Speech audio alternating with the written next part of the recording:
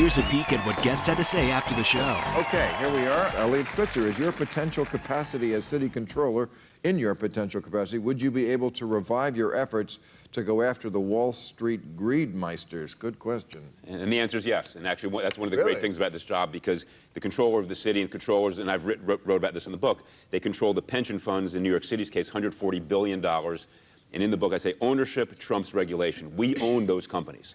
And what we have to do is use our capacity as owners to change behavior. You can never regulate or prosecute good judgment in a company. Ownership can do it, and owners are those who control the pensions. It's a hugely important position. Did you see what Bloomberg said about you today? He said, I did. One of the things that's not very helpful, talking about you, one of the candidates for one of the city offices takes great pride in being able to go after Wall Street. This is our industry. That doesn't help, thank you very much. We'd appreciate it if someone recognized that this is our tax base. This is how we pay our firefighters and provide services. Wow. Wow. Really? That you should let Wall Street do whatever they want because they pay some taxes? You know, Bill, that's exactly what I've said to Mike and others. Wait a minute. Have you forgotten 2008? Have you forgotten the largest destruction of middle-class wealth in our history because we did not impose simple rules of ethics, integrity, fiduciary obligation? It boggles the mind that smart people still take that position. Yeah. Bob Ney, having spent time in prison, how do you feel about prison reform? Well, I've spoke about it in my book, and we were referring to African Americans before, and I would hear this in Congress. Where were you in prison? Morgantown, West Virginia. Was it one of those? No, it wasn't country the country. club? It was a minimum. I mean, nothing is like the Barbara Walters Country Club that she did years ago. But the bottom line is, a lot of people, including myself before I went in, said, well, African Americans do X amount of percentage of the crime. I served in there with a lot of friends of mine. They're African Americans, and that's not the case. It's because they were discriminated against. There's racism in prison. It is a completely dysfunctional. It's warehousing. It needs reform. Nobody on the Hill is tackling the true reform. I was a lawmaker. I became a lawbreaker. I can rightfully speak. Did you make permanent friends in prison? Do you have people in there you still keep up with? Yeah. I do. Really? Yes, sir. You have to. Well, if they're on probation, they can't talk to me because the feds do not allow you to speak to each other. So all my friends are off probation. I don't want to get them in trouble. But you'll sneak them some cigarettes so they can bribe. Oh no, I can't go back into that. No. It's not like Oz. The guards bring the booze and the cigarettes in. Okay, the guard. Yes, that's right. Sure they do. I hear there's corruption. Absolutely. I'm glad you corroborated that. Jim, do you believe that Pope Francis's emphasis on social justice will have any impact on the prevalence of Randian ideology on the right, especially with Catholics like Paul Ryan? That's an interesting question. Yeah, the Pope actually is taking Catholic social teaching seriously. Yeah, Fox News doesn't know what to do with this. No, and this Pope believes in simplicity. He loves the poor, and I think he could change perceptions. When people of faith actually do what their faith says they should say and do, two things happen. People are surprised, and then they're attracted. And this Pope might have that impact on the world. I hope so. But you're not, of course, Catholic. Well, a lot of our movement's Catholic. It's evangelical. It's black churches all over the place. So the Pope has a powerful influence, and I think I want to particularly see, though, he has to really change the Vatican's treatment of Catholic women religious. That's going to be critical. But I would guess your main beef with the Catholics is that they have a priest, you know, someone in between God and man. Isn't that the main difference? Well, my wife is a priest, you know. Lots of churches have women priests, and so I disagree with the Catholics at that point pretty personally and seriously. But I think a priest is supposed to be a servant, and as you said before, God didn't write the Bible. The Bible was written by people who were inspired by God, but it's always this God-human question. The Bible has been used for all kinds of bad things. It's also been invoked for every social movement in this country. So I'm going to we'll have our conversation about what's bad about it, and it's also what's good about it. Reza, was Jesus more radical than he is typically portrayed? This is a guy who was crucified as a state criminal for the crime of sedition. If that's all you know about Jesus, you know enough about who this person was.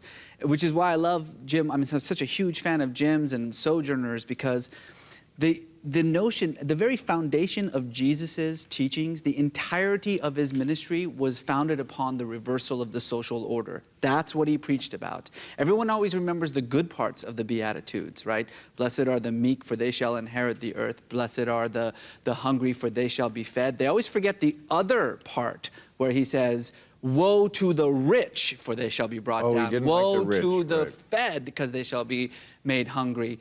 It's not some utopian fantasy that this like celestial spirit is talking about. He's talking about a new world order that was so threatening to the political stability of the state that the Romans captured him, tortured him, and executed him. So that's who Jesus was. If he ever lived. We have to acknowledge he may not have actually. We do have historical evidence that he lived, but so what? That doesn't mean anything other than he Were you on this? was alive. Were you raised Christian? I was raised by 2 atheists, but I am a believer. So that's not an indicator. Kids always rebel against their parents. I said that last week. Whatever your parents do, the kids are against it. That's so funny, right? Okay, all right. In August, unemployment benefits in Nevada will decrease by 32%. Why have all the news stations dropped reporting on the cuts caused by sequestration? That's a good question, yeah. The sequester was like, the world is going to end, and then as soon as it happened, we forgot about it. You know, I think actually the White House misplayed it. The White House said the world was going to end. The world wasn't going to end. Right. The light was just going to go out very slowly. And so when there wasn't a total eclipse, we kind of stopped paying attention. They always do that. Remember Y2K? Yeah. Was going to end the world. I remember the fires of Kuwait when Saddam Hussein lit all the oil wells on fire. It was going to end the world, and it never. Yeah, they cry wolf too much. I mean, air travel does suck a lot more now than it did.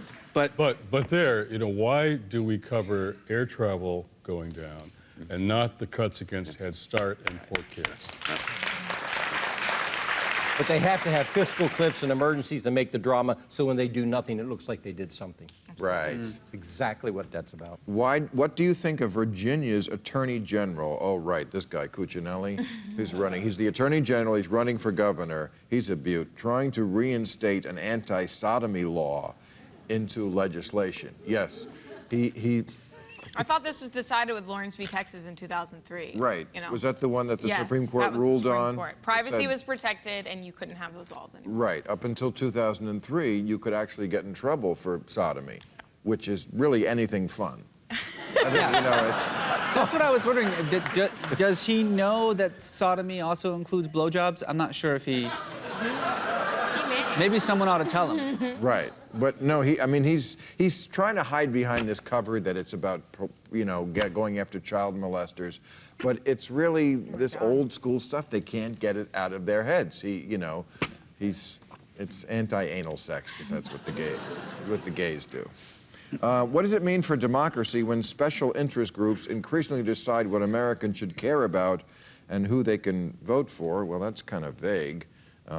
Special interest groups. Well, in Texas, it means that SB 1, the anti-abortion bills, got passed. Mila Perry Jones, older sister of Rick Perry, the governor of Texas, is the vice president of Allied Surgical Partners International. She's the VP for governmental relations. She's a lobbyist, an unregistered one. They donate $4 million as a PAC from doctor-owned hospitals and ambulatory surgical centers, which this bill mandates that all abortion clinics upgrade to.